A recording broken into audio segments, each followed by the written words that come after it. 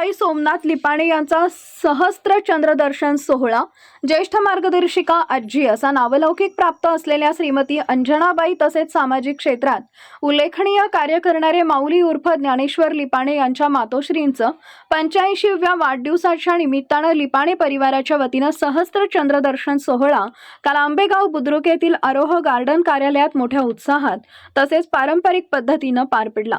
सामाजिक तसेच पारंपरिक सांस्कृतिक क्षेत्रात पूर्वीपासूनच अग्रेसर असलेल्या अंजनाबाई सोमनाथ लिपाणे यांच्या 85व्या वाढदिवसाच्या निमित्तानं परिवाराच्या वतीनं विविध कार्यक्रमांचं आयोजन करण्यात आले होते।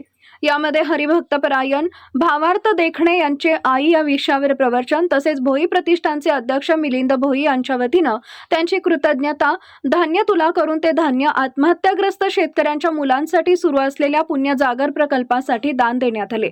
तसेच उच्च शिक्षित गरजू विद्यार्थ्यांसाठी आवश्यक अशी स्पर्धा परीक्षांची पुस्तके आदर्श मित्र मंडळाचे अध्यक्ष उदय जगताप यांना हस्तांतरित करण्यात आली।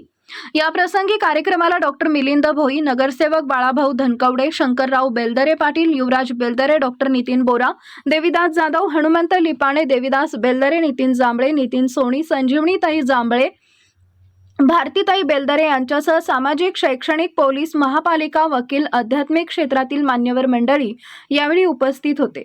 यावेळी डॉक्टर भोई यांनी मनोगतातून सांगितले की एकीकडे वृद्धाश्रमामध्ये आईवडिलांना पाठवण्याच्या संख्येमध्ये वाढ होत असताना लिपाणे परिवार आपल्या आईंचं 85व्या वाढदिवसाच्या निमित्तानं सहस्त्रचंद्र दर्शन सोहळा साजरा करतोय।